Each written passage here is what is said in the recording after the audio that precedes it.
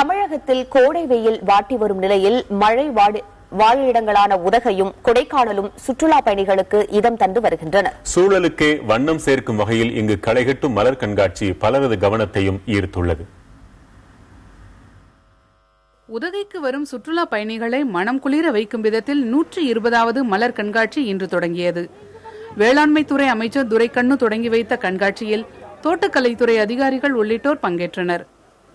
3 நாட்கள் நடைபெறும் இந்த கண்காட்சியில் 3 லட்சம் மலர் செடிகள் நடவு செய்யப்பட்டு 194 வகையான மலர்கள் பார்வைக்கு வைக்கப்பட்டுள்ளன.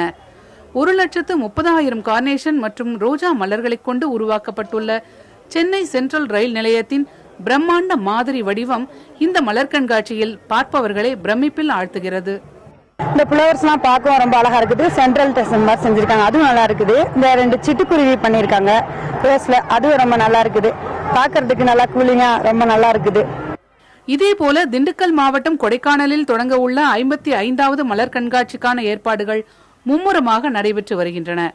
பல வடிவங்களில் பூத்து குலுங்கும் வண்ண மலர்கள் கோடை வாசஸ்தலங்களின் இனிய சூழலுக்கு மேலும் இதம் சேர்ப்பதாக கூறுகிறார்கள் சுற்றுலா பயணிகள்.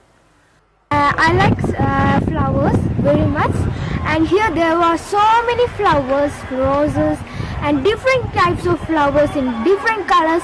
I love flowers. And here are so fascinating type of flowers. I love to come here to see these beautiful flowers. Climate ரொம்ப நல்லா இருக்குது. ஃப்ளவர்ஸ்லாம் நல்லா தான் இருக்குது. அதே மாதிரி பில்லர் ராக் எல்லா இடத்துக்கும் போயிட்டு இருந்தோம்.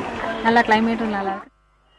1 கோடிக்கும் மேலான செடிகளில் சுமார் 300 வகையான பூக்கள் பூத்துள்ளதாக தோட்டக்கலைத்துறையினர் கூறுகிறார்கள். புதிய தலைமுறைக்காக செய்தியாளர் குழு.